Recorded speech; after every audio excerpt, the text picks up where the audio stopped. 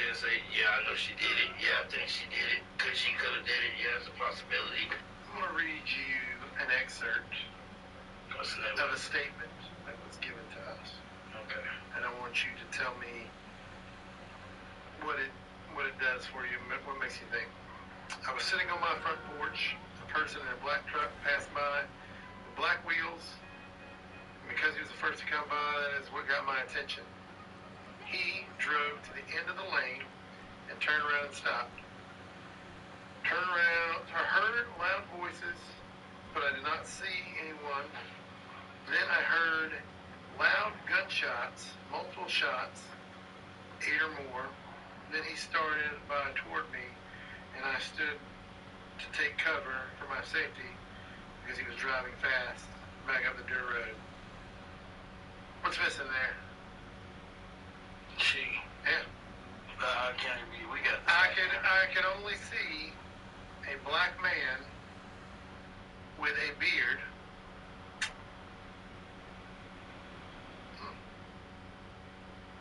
But the truck did have a black bed cover. So now,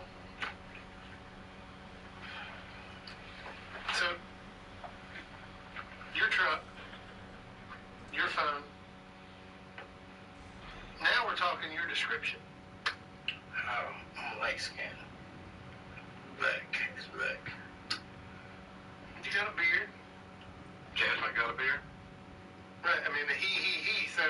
So now we got to explain who's this male driving your truck. It's not you. I don't know. So make that make sense. I cannot make it make sense. Like I told you, so I went to sleep. If you want to charge me, charge me. I cannot make it make sense to you. Here's the thing. Like, in talking to you, like, you don't seem like a bad dude. Like, I mean, when I say bad dude, like, I mean, you may be, like, bad on the streets, but you just don't seem like a terrible person. You know what I'm saying? On the streets. Right, okay. And I don't know anything about you as far as your reputation. I can't appreciate the fact that you got disrespected on a level that was just completely uncalled for. Okay, and I can appreciate that someone would keep pushing your buttons and put you in a bad spot to where you felt like you were backed into a corner and you had to do something. I was backed into a corner. He talked about my kids. The other stuff is irrelevant. But that part makes sense to me. Okay. And full disclosure, okay, you're not the only person we've talked to, okay? I know that. Okay. There may be other people sitting in other interview rooms that I've had the pleasure of meeting and speaking to for a period of, I don't know, 3 hours, okay? Which also kind of brings us to why we're talking to you, okay? On the surface, you make the most sense. And hear me out when I say that, because you were the one that was disrespected, okay? This was thrown in your face. You were forced to relive it over and over and over again as he reached out to you and threatened you. If someone tells you something, I'll be honest with you, how do you relive it? Like I told him, she had already told me this.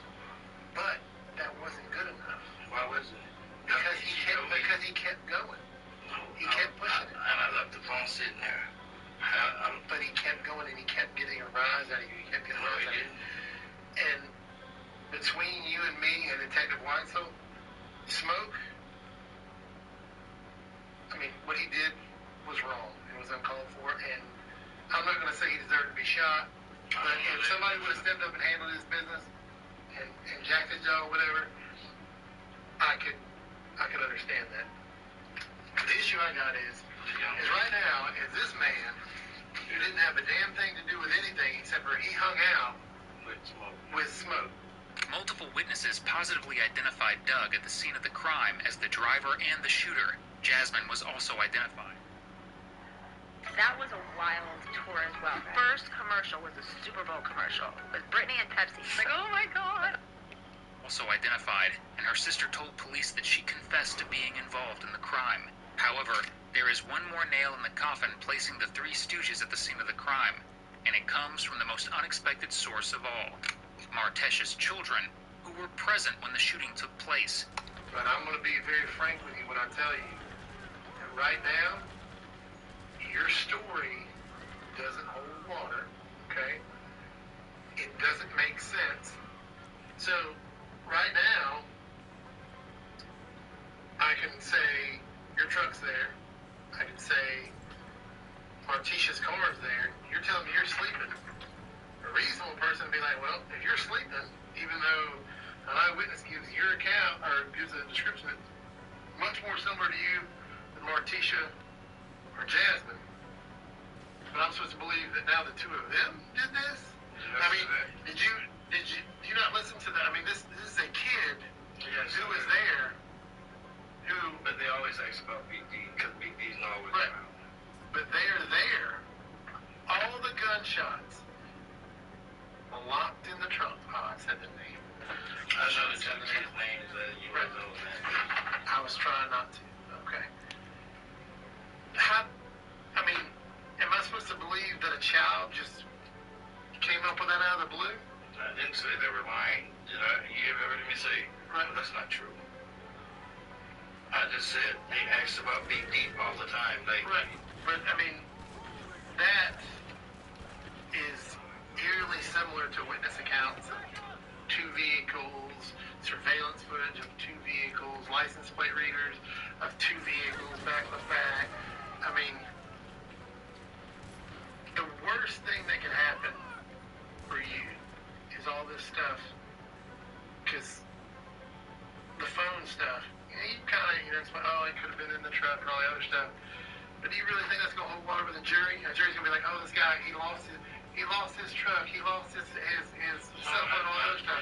And he matches the description provided by a witness. I mean, I guess at this point, the only thing I would ask of you is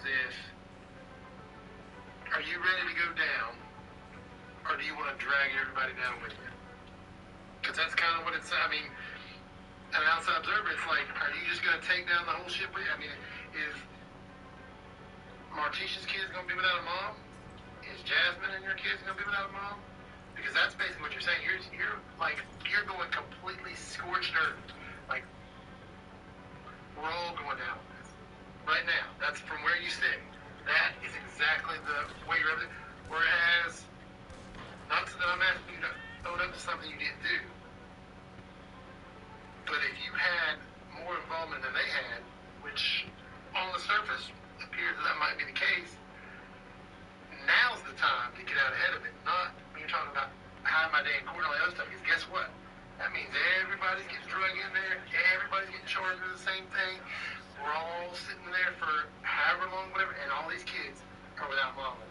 Because you had an opportunity right here, right now, and you didn't take it. You didn't recognize it for what it was. You didn't get out ahead of it. You didn't show that, oh man, I completely. Some guy got shot that we had no intention of shooting, and here we are. Because this was all I need from you right now is the fact that you didn't want to kill this guy. Lawyer. Okay. That's the way it's going. Fair enough. Okay, that's what everybody wants to say. I mean, you're willing to drag two mothers down with you, and your answer is lawyer. That's. I told you what. I told you where I was. You don't believe me. I can't make you believe me. You can't make me believe you because it's not true. And you know it's not true because all the evidence points that that's not the case. Just sit right there. You're not going anywhere. Yes, sir. I thought you were more of a man than that. I gave you everything as a man, sir. You asked me to tell you something I can't tell you. But when your day comes in court, I hope you tell Mr. Blocker's kids the same thing. Tyroon's 4 children were absolutely devastated by the loss of their father, and yet none of the 3 criminals involved in his death seemed to have the ability to show any remorse for their actions, especially not Martisha. I believe, Martisha, I believe I was wrong about you. I believe my initial impressions of you, I was wrong. Names going micro. Micro habits, micro wins, microdose GLP ones. I'm stuck! My weight won't. Of you, I was wrong. Okay, well, all five of you, if I've interacted with all five of you, I was wrong about all of them. Because I tried to convince myself that you were a person who maybe was not as involved in this incident as maybe some of my colleagues have led me to believe, and who I felt was willing to take a chance on. You can believe a lie, you can believe the truth. Okay. Or you can believe the facts. And I haven't received any facts, so I'm sorry. I wanna, you know what? I will give you facts. I'm gonna give you facts. So, and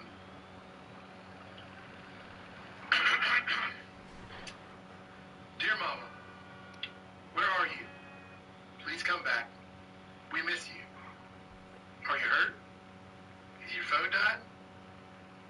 What about Big D and Miss Jasmine? Where are they? Are they hurt? By the way, we were with Nanny, or Nani, I don't know. We have clothes and stuff, but you will be right here. Part 2. Mama is okay, thank God, but I still want to talk to her. Still nothing from Big D or Miss Jasmine, but I hope they're okay. Even though Mama got a new phone, I can ask Nani if I can get it. I miss you a lot, Mama. I remember when you tried to protect us from all the gunshots. Locked in the trunk, and after that day, you guys were gone. Please come back. We need you. All of us. I remember you said for us to stay strong, and I don't think I can any longer. We need you. Part 3. We need you. From the top of my head to the bottom of my heart. Why did this have to happen? I was not ready for you to leave. Too young to lose you. Please, please come back. We all know it was wrong for y'all to bring us. If anything happens, we are praying. But all we ask for is you to come back. Just please come back. That's all we ask.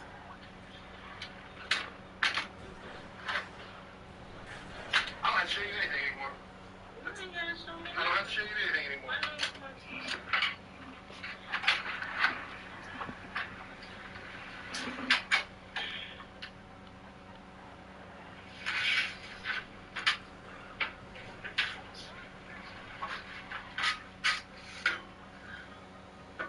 The letter you have just heard was written by one of Martesha's daughters. During the shooting, the children were put inside the trunk of the car while Martesha, Doug, and Jasmine got out to commit their heinous crime. Not only is their mother a murderer, but they were subjected to a traumatic situation, all because Doug, evidently, only believes polyamory when he's the one initiating it. Just got word. Like I don't have to talk to you anymore. We made the arrest we needed to make.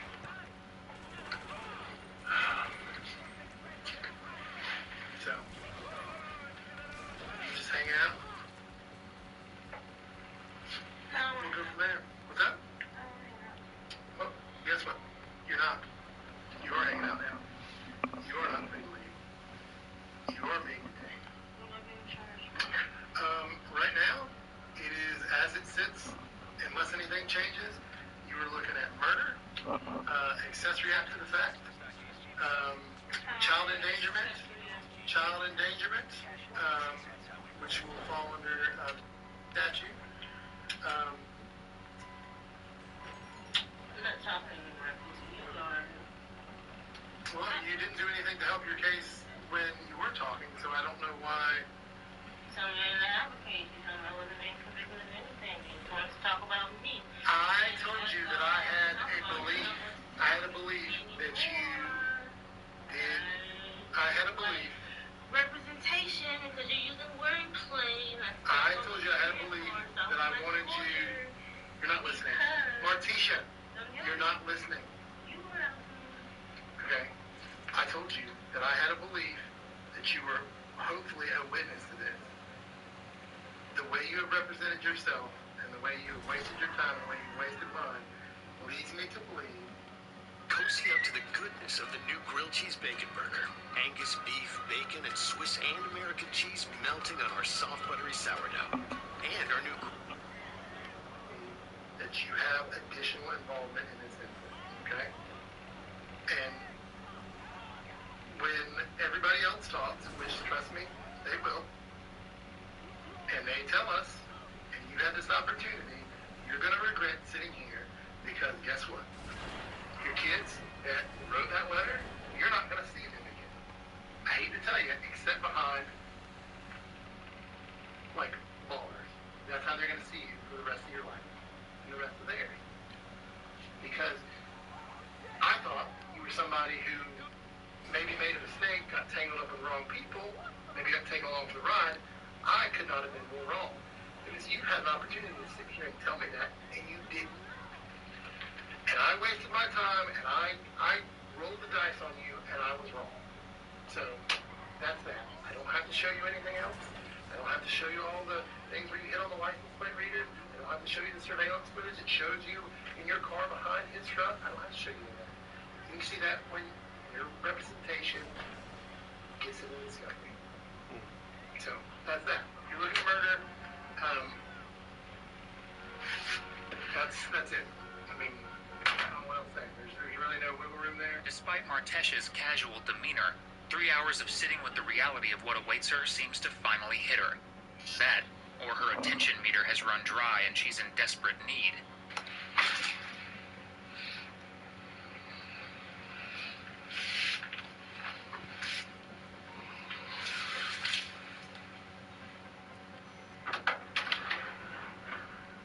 Ma'am? Well, I see that you're breathing and you're probably okay, but I want to make sure you're okay. Can you sit up and talk to me, please? Or roll over if you like. You don't have to sit all the way up. What you doing on the ground, babe? Huh? I can't hear you, hon. Say that again. Your legs are weak? Well, how about you sit in the chair and you can rest on the table like you were? Okay? I'm trying to find a blanket, but there's nothing around here. Or just lay on the floor.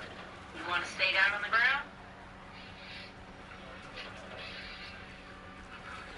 What's your name?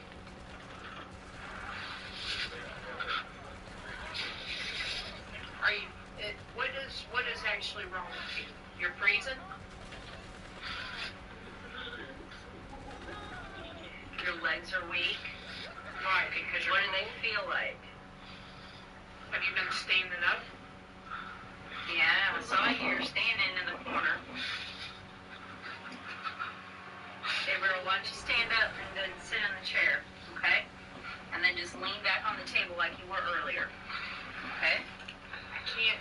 I don't have blanket around here. That's the problem with the being where you're at.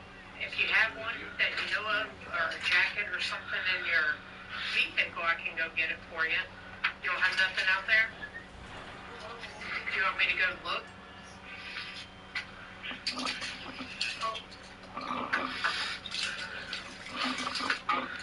I'll let her come get the keys for me in a second, okay?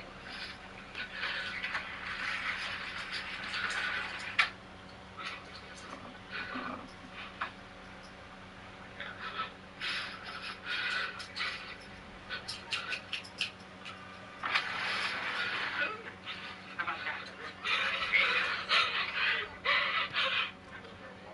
Hey, what are you crying for? Is you freezing? Huh?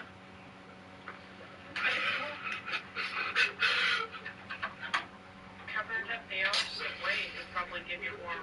Is that better?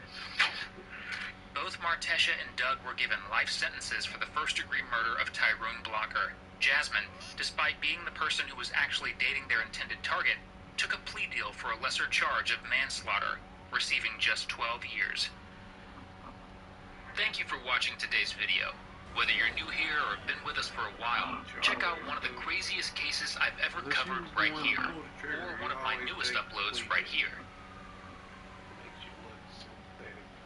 Ever wanted to play D&D on your own time? You can do it now with Everweave.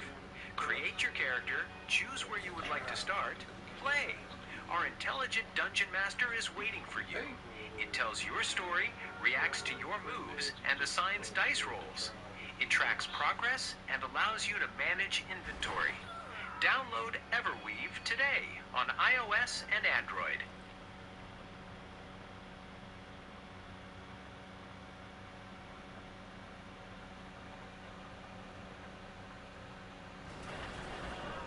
Time for you to be baptized into this life, just like Kanan did for me and Ghost.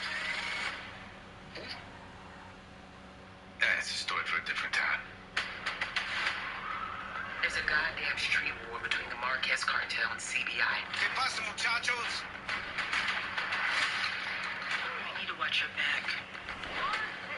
Tommy gonna blow all this shit up. He's my partner, bro. He also the reason motherfuckers getting shot. I'm like the Santa Claus of powder.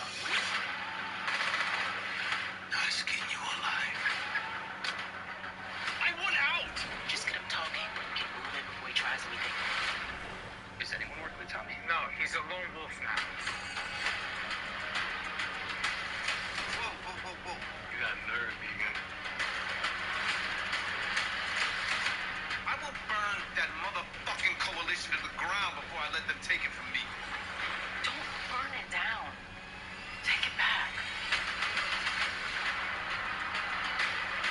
I will always be here for you. I love you, my son.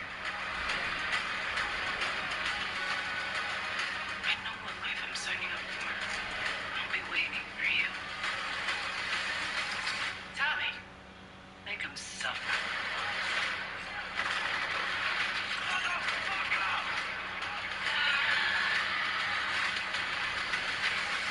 This is gonna be the battle of my fucking life.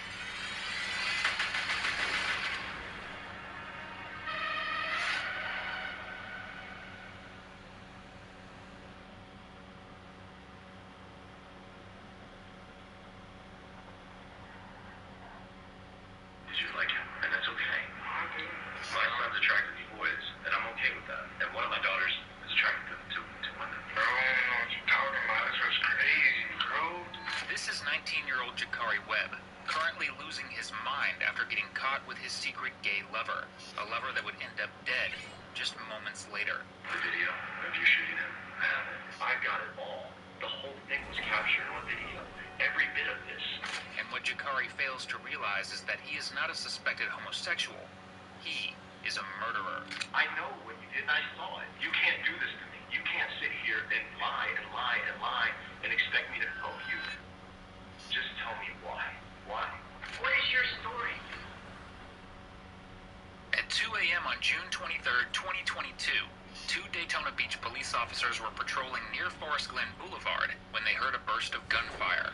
When they arrived at the intersection of Oak Tree Circle, they found 19-year-old Tellen Mann lying on the sidewalk in a pool of blood, shot multiple times. Just minutes later, at 2:09 a.m., Tellen was pronounced dead by first responders. Tellen was openly gay, loved by his community, and deeply cherished by everyone around him. He had no known enemies, so who would want to do this to him? To find answers, detectives immediately turned to nearby surveillance footage from intersections, businesses, and homes. And very soon, a suspect began to take shape. At 12:50 a.m., a man was seen leaving his home on Garden Street and sneaking toward the area where Tellen was later found dead. Then the network of cameras recorded the sound of gunfire, followed by muzzle flashes lighting up the street. Moments later, the same man was seen running west, shirtless and panicked. Tracing down the home the man retreated into, investigators eventually identified him as 19-year-old Jakari Webb. At the time, Jakari was already on felony probation for possession of a firearm, so the idea of him being involved wasn't far-fetched, but detectives... One injection awakened my power as an unstoppable beast tamer. The others mocked my bond, but soon my beast pets and I will rise from... With him being involved was